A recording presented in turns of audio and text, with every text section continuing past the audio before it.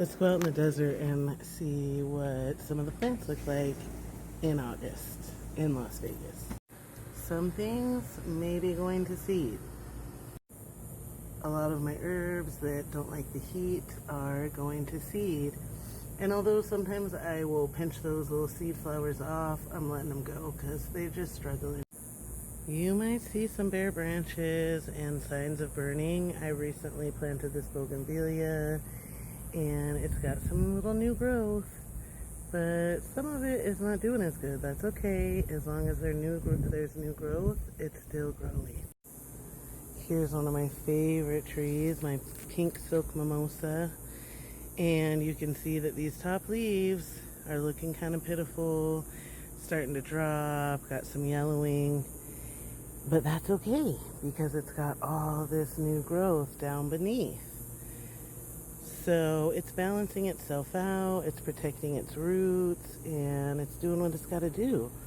These plants have been around a long time. We don't need to do much except provide what they need for them to grow and be healthy. Now you'll notice that these are surrounded by grass. And a lot of times because it's so thick and so much, you want to put a grass or weed killer on it just to get rid of it. But that will actually kill your trees, especially if you have little baby trees like me. You have to pull this grass by hand. You can weed whack, that's why we have these fences up, so we can weed whack around the fence. But inside of the fence, yeah, we got to get in there and pull that by hand. No cheat codes to getting the grass out. This tree's been having a little bit of issues with iron. You see the veining, the green veining and the yellowing. That's signs of iron deficiency. So I did give it some liquid iron, and the new growth doesn't have that. I do see a little bit of webbing here, so I might want to spray it with some neem oil for spider mites or even soapy water. But yeah, if you have this veining, yellowing, and darker green veins, that's typically a sign of iron deficiency.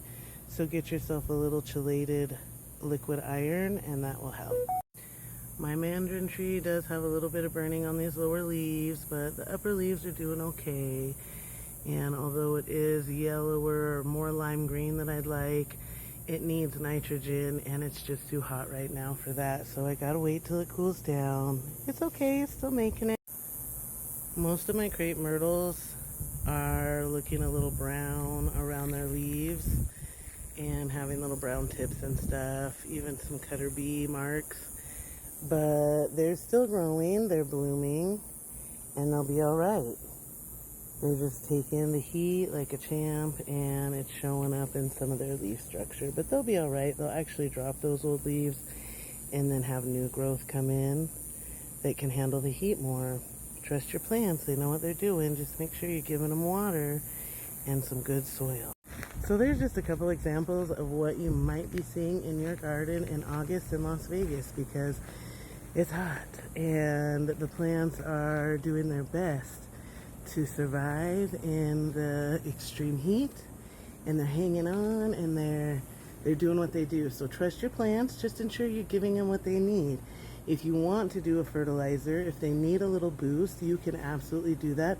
Just make sure that that first number, that nitrogen number, is below 9.